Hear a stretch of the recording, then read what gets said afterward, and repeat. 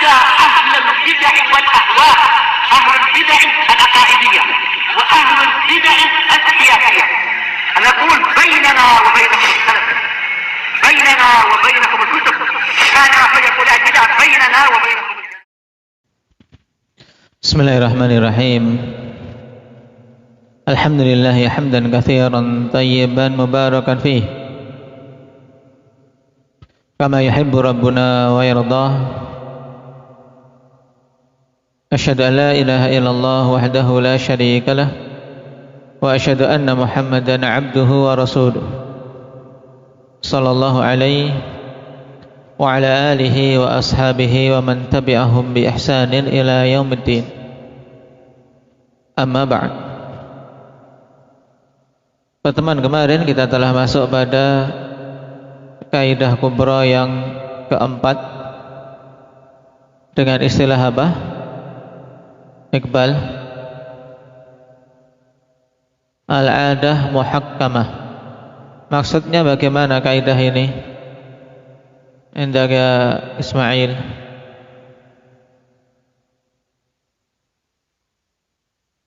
Bahwasanya ada. Kenapa?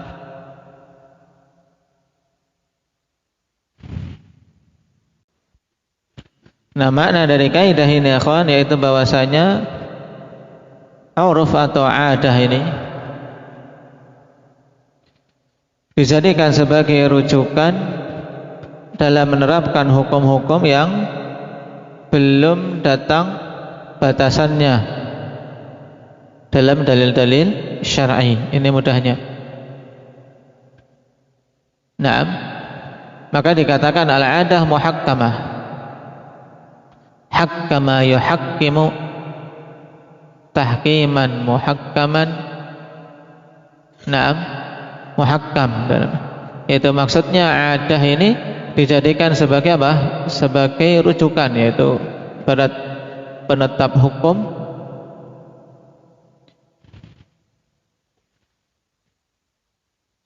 ketika datang suatu hukum dalam syariat yang belum datang apa? Batasannya. Pahami itu, kalian bisa mengungkapkan dengan berbagai macam kalimat. Makanya Imam As-Sa'di rahimahullahu ta'ala ungkapkan dengan kalimat yang lebih gamblang daripada istilah yang masyhur al-adah muhakkamah. Lebih mudah ya kawan dipahami. Al-urfu ma'mulun bihi idza warad hukmun minasy-syar'i syarifi lam yuhad. Bahwasanya adah itu diamalkan, yaitu adah itu dijadikan rujukan ketika datang hukum di dalam syariat yang belum diberi batasan. Tayyib. Karena hukum-hukum dalam syariat kita khonifillah, terkadang sebagiannya ada yang sudah datang batasannya secara tegas di dalam syariat. Seperti misalnya apa? Batasan-batasan yang tegas pembagian waris. Lirijali nasibum mimma tarakal walidani wal aqrabun, walinisa'i nasibum mimma tarakal walidani wal aqrabun. Nah, sudah ada batasan jelas tentang apa? Tentang bagian waris. Maka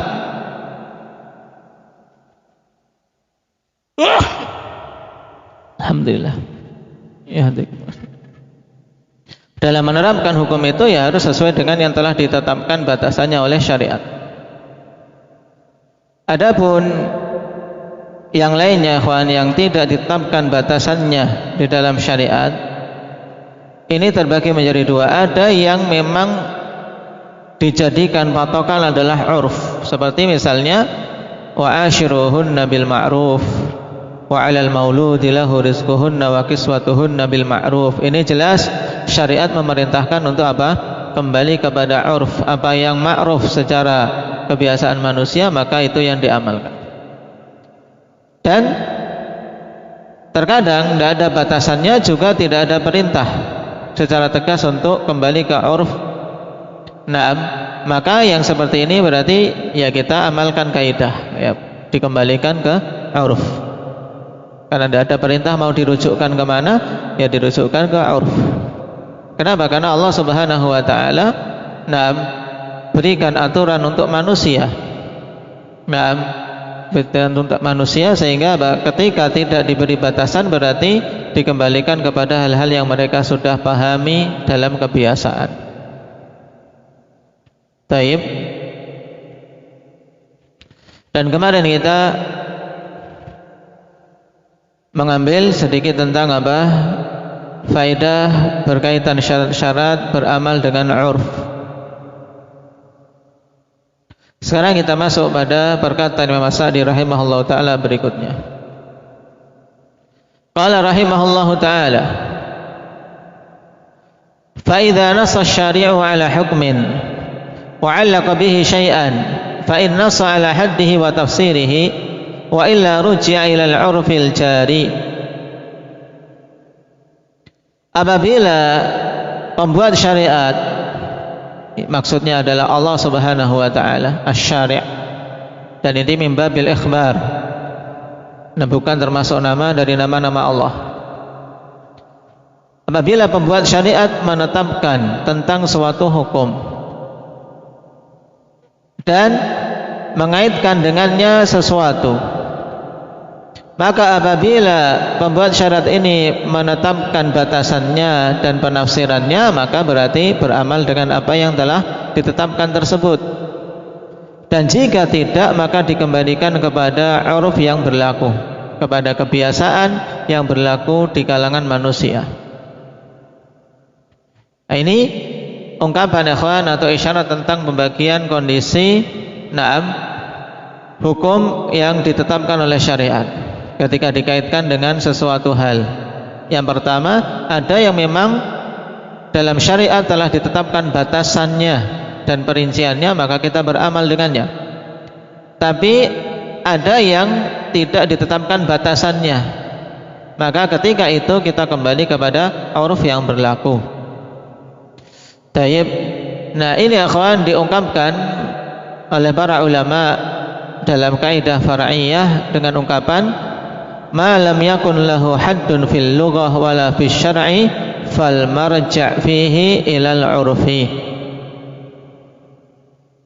Ma lam yakun lahu haddun fil lughati wala fis syar'i fal marja'u fihi ilal 'urf.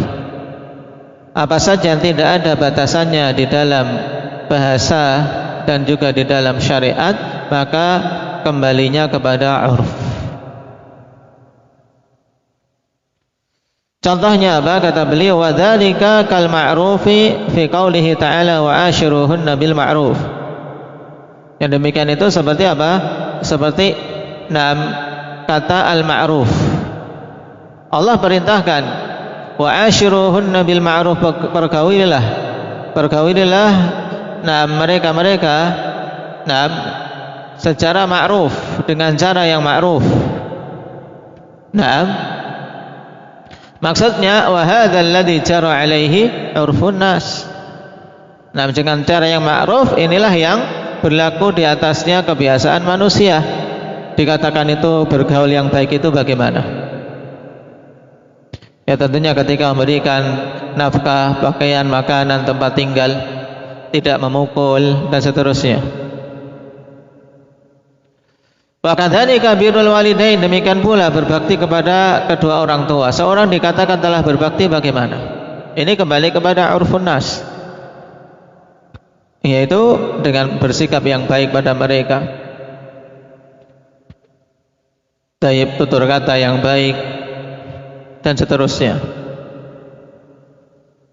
Wasilatul arham, dan menyambung hubungan rahim. Dikatakan telah menyambung hubungan rahim, ini bagaimana? Ya, ini kembali ke kebiasaan manusia. Kembali ke kebiasaan manusia. Misalnya manusia memang dikenal sekedar menengok sebulan sekali itu sudah dianggap menyambung. Atau pada sebagian kaum setahun sekali bahkan untuk nyambung itu sudah masih dikatakan apa? Masih dikatakan menyambung hubungan pada sebagian kaum, terutama yang merantau. Dan pada masa sekarang, kebiasaan manusia menyambung hubungan rahim dengan apa? Dengan komunikasi melalui alat-alat yang ada. Taib. sekedar menelpon, menanyakan kabar, ini sudah dikatakan na'am silaturahim, na'am silatul arham. Fakullu ma yu'addu birran wa silatan fahuwa dakhilun fi dzalik. Sehingga semua yang dikategorikan sebagai perbuatan bakti dan menyambung itu masuk dalam keumuman perintah. Fakadzalika lafdzul qabd wal hirz. Demikian pula lafal al-qabd. Dalam jual beli ya kawan, nah dipersyaratkan untuk seorang menjual barang itu setelah apa? Setelah qabd, yaitu setelah terjadi pemindahan hak milik dari penjual kepada pembeli. Dan al-qabd pada setiap barang berbeda-beda, kembali ke kebiasaan. Tanah misalnya kawan, kalau barang misalnya barang yang bisa dipegang, qabdnya ya ketika apa? Diserahkan, dipegang. Biasanya manusia. Nah, adapun tanah misalnya, tanah pada masa sekarang, nah qabdnya dengan apa? Kasihkannya apa? Surat tanda hak milik, taib, dan seterusnya. Ini makna qabd. Jadi tidak harus kemudian qabd itu dipegang, harus nempel tangannya. Nah intinya ada hal yang di situ apa terbedakan bahwasanya hak milik telah berpindah.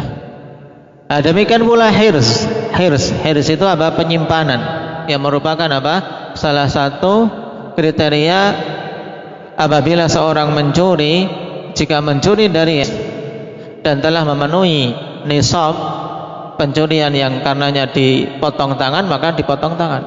Nah, hirs penyimpanan barang berbeda-beda, kawan, kembalinya ke urf, kebiasaan manusia di tempat itu.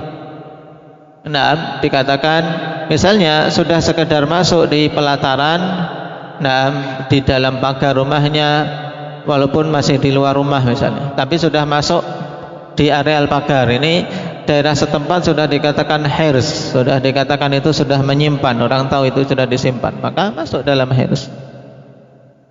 Tapi pada sebagian barang misalnya emas kebiasaan manusia menyimpannya di tempat yang apa? Yang betul-betul tersembunyi, betul-betul apa? Aman, di dompet, di lemari dan seterusnya. Ini mendapati emas di teras, ya, emas batangan di teras, ya, di meja, nah di teras. Kemudian ada mencuri, ini enggak terpenuhi kriteria hirs, bukan di tempat penyimpanan. Aku enggak mengambil dari tempat penyimpanannya kok. Nah, pencurinya enggak terkena hukum potong tangan, tapi dihukum sesuai dengan nanti kebijakan hakim.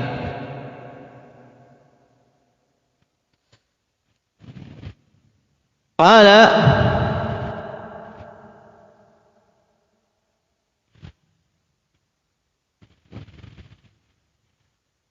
wa alfadzul uqudi kulluha yurja'u fihi ila 'urfin nas. Ini juga cabang kaidah berikutnya, ikhwan. Cabang kaidah yang kedua dari al-'adah muhakkamah, yaitu alfadzul uqud yarji'u fi alfadzul uqud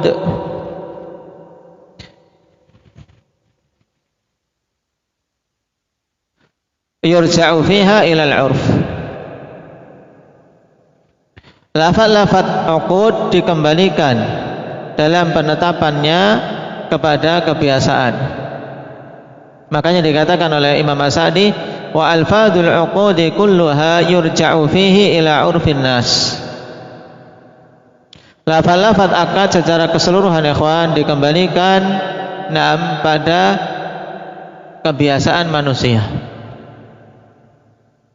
Ini kaidah far'iyah dari al-'adah muhakkamah berkaitan dengan lafaz-lafaz akad. Dikembalikan kepada apa? Kebiasaan manusia yang telah berlaku. Taib. Kenapa? Karena pada akad ada hal-hal yang biasa manusia hanya dengan sekedar perbuatan tok. Ada memang harus dengan ucapan, seperti misalnya akad pernikahan, ya kawan. Ini butuh ucapan jelas.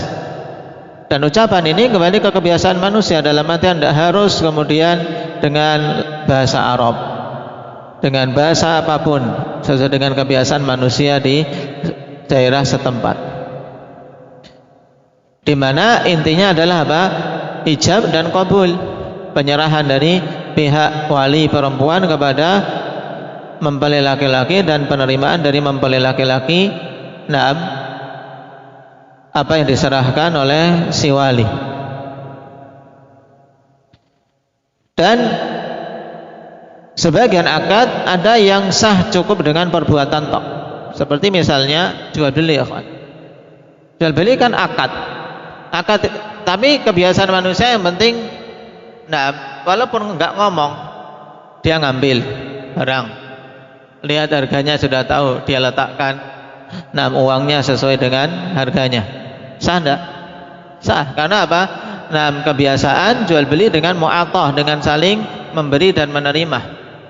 Yang penting barang diambil, kemudian yang pihak penjual mengambil harga pembayaran, dan yang pembeli mengambil barangnya.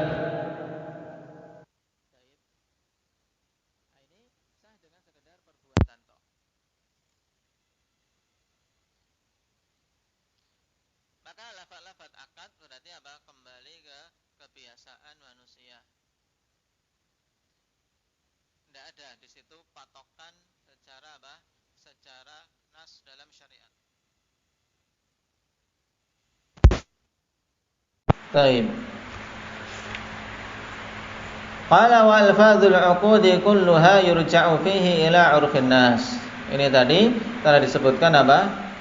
Termasuk dari cabang kaidah al-'adah muhakkamah, bahwasanya lafaz-lafaz akad dikembalikan kepada 'urf. Kemudian qala wa min hadza idza amara hammalan wa nahwahu bihamli syai'in min ghairi ijaratin falahu ujratu 'adatihi. Maka dari sini pula kita ketahui apabila seseorang memerintahkan hammal, memerintahkan kuli, kuli yang suka apa? Angkat junjung, apa namanya? Kuli yang suka angkat-angkat namanya apa? Istilahnya? Porter atau apa?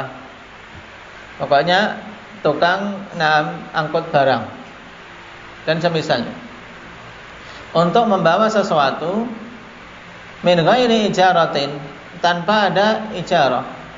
Dalam artian tidak ada kesepakatan untuk apa? Untuk sewa menyewa jasa.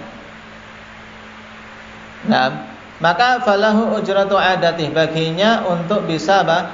Mendapatkan ujrah sesuai kebiasaan manusia, mendapatkan apa? Upah. Misalnya kawan, seorang datang di stasiun, kemudian ada tukang itu yang suka membawa kemudian langsung dibawa saja. Di situ kan nggak ada akad, tidak ada tawar menawar, langsung dibawa saja. Maka ketika nanti terjadi persengketaan, yang ini aku sudah tahu standar harganya.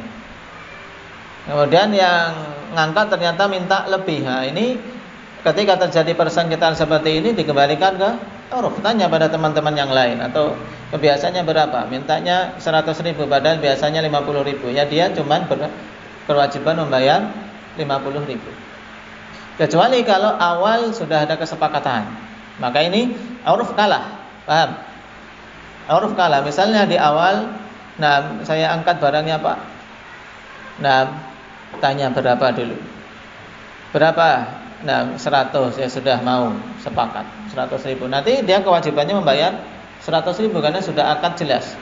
Tapi ketika cuma langsung dibawa, maka ketika terjadi persengketaan di akhir, kembalinya ke urf. Demikian pula misalnya naik becak. Datang langsung naik saja ke becak. Tolong antar Pak ke sini. Kemudian dia ngasih dengan apa? Dengan jumlah yang sesuai kebiasaan, tidak ada tuntutan. Baik. Ini yang diistilahkan ikhwani fillah dalam ungkapan kaidah asyartul urfi kasyartil lafzi. Nah, syarat asyaratul urfi kasyaratil lafzi. Persyaratan secara kebiasaan itu seperti persyaratan secara dilafadzkan. Dalam artian kalau seseorang tidak mempersyaratkan apa-apa secara lafadznya, maka dikembalikan ke kebiasaan. Baik.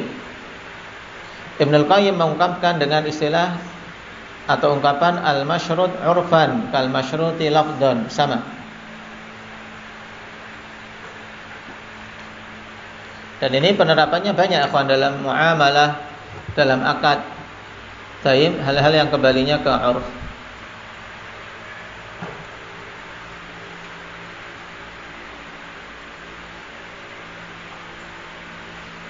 Misalnya akhwan seorang datang ke tukang laundry. Nah, di situ kan langsung cuma letakkan saja. Langsung letakkan. Harganya ya sesuai dengan urf. Maka ketika harganya melebihi urf, dia boleh protes. Boleh protes. Qala rahimahullahu taala wa yadkhulu fi hadza tasarruful insani fi milki ghairi. Wastimaluhu bi ghairi idzni idza jaratil 'adatu bidzalik. Nah, ini angin segar untuk kalian ini. Baik. Masuk dalam kaidah ini akhwan, wa yadkhulu fi hadza tasarruful insan fi milki ghairi. Yaitu seorang memakai menggunakan barang kepemilikan orang lain dan menggunakannya tanpa izin. Idza jaratil 'adatu bidzalika wal musamahatu kat tarawwuh bimirwahati ghairi wa daqqi babi wa dukhuli milki walau lam ya'dan fihi lijarayanil 'adati wal 'urfi bidzalik. Nah, masuk dalam kaidah ini akhwan, yaitu apa? Seorang boleh menggunakan apa yang dimiliki orang lain tanpa izin apabila memang kebiasaan berlaku demikian. Dan memang perkara itu sudah dikenal musamahah, yaitu saling memaafkan. Musamahah ini yang penting. Jangan sampai dia menganggap musamahah padahal sebenarnya orangnya tidak saling memaafkan, dalam artian tidak mengizinkan. Seperti misalnya tarawuh bimirwahati ghairi, yaitu berusaha untuk apa? Untuk menggunakan kipas dari kipas orang lain. Ada kipas tergeletak, dia gunakan. Walaupun tidak izin, sudah biasa. Tergeletak tidak dipakai. Nah, atau seorang lagi kipasan dengan kipas anginnya, dia jajar sampingnya, nggak perlu izin ya mengambil kemanfaatan dari anginnya. Udah biasa, kalau nimbrung di situ tidak masalah. Baik.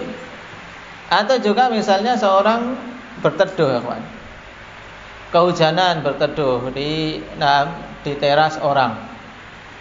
Nah, ini ada musamahah. Nah, baik, di depan rumah. Enggak masuk rumah, tapi kalau masuk rumah ini tidak musamahah. Teras depan gitu aja berteduh. Ini masuk dalam penerapan kaidah. Baik. Kemudian mengetuk pintu. Mengetuk pintu kan mau izin, tapi mengetuk pintunya ini kan menggunakan milik orang lain, paham? Nah, ini musamahah dalam artian dah jadi adat ya, gimana mau ini kalau enggak ngetuk pintu dulu. Paham? Maksud daqqi babi. Kemudian juga masuk ke pemilikan orang. Dukhul mulki, masuk ke pemilikan orang, misalnya jalan melewati kebun orang. Taib, di tempat-tempat yang biasa uruf dalam artian kebun memang tidak dipagar, tidak di ini, jalan tidak masalah. Atau kebun-kebunnya di pinggir jalan, mobil kemudian terkadang parkir atau terkadang dia putar di situ, itu termasuk hal yang kebiasaan manusia musamahah badan. Walaupun tidak izin, tidak masalah. Paham? Ini yang diistilahkan juga ikhwan dengan kaidah al-idznul urfi kal idznil lafzi. Al-idznul urfi kal idznil lafzi. Izin, nah, izin yang berdasarkan kebiasaan seperti izin secara lafaz. Dalam artian apakah kebiasaan manusia mengizinkan? Misalnya sumur juga. Seorang jalan-jalan, kemudian ada sumur di pinggir jalan, kemudian dia butuh untuk menimba di situ, ambil airnya. Ini ada musamahah. Baik. Al-idznul urfi kal idzni al-lafzi. Kenapa al-ijarayanil 'adati wal 'urfi bidzalik? Karena memang berlaku kebiasaan manusia dengan hal seperti itu. Nah, tinggal antum ikhwan berkaitan dengan masalah sendal misalnya. Sendal dipakai sepanjang sana sini. Nah, taib ini mau dijadikan idznul urfi atau enggak? Ya. Taib. Kalau enggak menjadi perkara yang secara urf saling musamahah, maka jadinya ghasab. Ghasab termasuk hal yang dilarang. Ghasab yaitu apa? Menggunakan hak milik orang lain tanpa izin walaupun nanti dikembalikan. Itu masuk dalam dosa berarti. Karena mengambil hak milik orang lain, memanfaatkan hak milik orang lain. Tapi kalau perkaranya dibangun di atas musamahah, memang diketahui saling apa? Saling memaafkan. Dalam artian saling memaafkan enggak? Kemudian saling menggerutu ini dan itu. Nah, itu berarti berlaku. Nah, saling memakai. Cuma nakhwanifillah dalam masalah ini seseorang tidak berluas-luas. Jangan berluas-luas untuk seseorang bermudah-mudahan memakai hak milik orang lain. Kecuali memang apa-apa yang memang betul-betul dia yakin pemiliknya akan membolehkan kita. Itu pun terkadang seorang yakin dibolehkan, tapi ketika suasana hati pemilik lagi tidak mood, lagi tidak enak, jengkel, ya kan? Maka ahsan seorang memiliki iffah. Itu lebih bagus seorang memiliki iffah, memiliki kehormatan. Menjaga diri dari apa? Dari mengambil dan menggunakan hak milik orang lain kecuali dengan izin. Inilah wara'. Wara'. Seorang hati-hati, menjauh dari hal-hal yang dikhawatirkan kemadaratannya di akhirat. Walaupun mungkin memang asalnya secara kaidah boleh-boleh saja. Tapi berupaya untuk seorang wara' pada hal-hal yang dikhawatirkan bermadarat bagi akhiratnya. Khawatir nanti ternyata pas dia memakai tanpa izin, pemiliknya lagi butuh dan dia marah, mendoakan kejelekan misalnya. Ini terkadang yang menjadi masalah. Baik, barakallahu fikum. Berarti pada kaidah kubra ini disebutkan oleh Imam As-Sa'di rahimahullah taala 4 kaidah cabang ya kawan. 4 kaidah far'. Dari syarah. Itu disebutkan secara tersebar dalam syarah beliau. Yang pertama, ma lam yakun lahu haddun fil lughah wala fi syar'i fal marja' fihi ila al-'urf. Kemudian yang kedua, al-fadhul 'uqudi yurja'u fiha ila al-'urf. Lafaz-lafaz akad dikembalikan kepada 'urf. Yang ketiga, asyaratul 'urfi kasyaratil lafzi. Syarat secara 'urf berdasarkan kebiasaan itu seperti syarat secara lafaz. Kemudian yang keempat terakhir yaitu al-idznul 'urfi kal idznil lafzi. Izin secara 'urf, secara kebiasaan seperti izin secara lafaz. Baik, barakallahu fikum. Naktahi bihadza walhamdulillahirabbil alamin.